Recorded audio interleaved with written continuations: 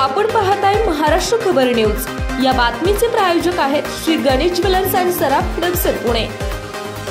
शर्यतीचा बैल खरेदी करण्याच्या वादातून बारामतीतील निंबूत येथे गोळीबार झाल्याची घटना घडली आहे। या घटनेमध्ये जखमी झालेल्या व्यक्तीवर रुग्णालयामध्ये उपचार सुरू होते, मात्र उपचारादरम्यान या व्यक्तीचा मृत्यू झाल्याची माहिती मिळत आहे।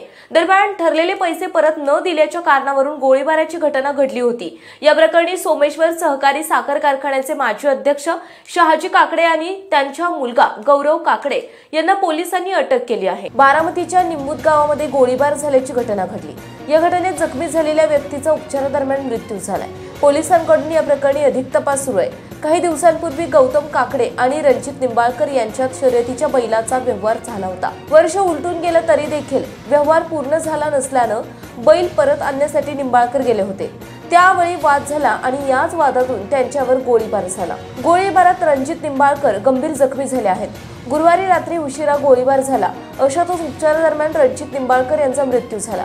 शर्यतीचा बैल खरेदी करण्याच्या व्यवहारातून उद्भवलेल्या वादातून गोळीबार झाला। या गोळीबारामध्ये रणजित निंबाळकर हे गंभीररित्या जखमी झाले आहेत। या संदर्भामध्ये अंकिता रणजित निंबाळकर यांनी फिर्याद दिली असून या फिर्यादीवरून पोलिसांनी खुनाचा प्रयत्नाचा गुन्हा दाखल केला आहे। त्यामध्ये गौतम शहाजी काकडे, गौरव शहाजी काकडे आणि 3 अनोळखी व्यक्तींविरोधात हा गुन्हा दाखल करण्यात आलाय।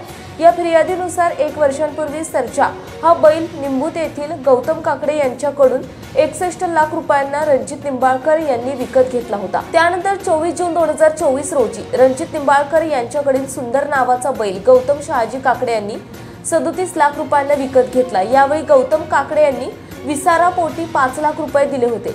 उर्वरित 32 लाख रुपये येणं बाकी होतं। दरम्यान व्यवहार झाला त्याच दिवशी गौतम काकडे यांनी सुंदर हा बैल खटाव तालुक्यातील भूत येथून त्यांच्या घरी निंबूतला नेला।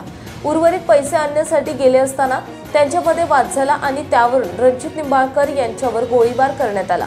या संदर्भात पोलीस अधिक तपास करत आहेत। रणजित निंबाळकर यांच्यावरती पुण्यातील खासगी रुग्णालयात उपचार सुरू आहेत। आपण पाहताय महाराष्ट्र खबर न्यूज। या बातमीचे प्रायोजक आहेत Shri Ganesh jewellers and Saraf production Pune.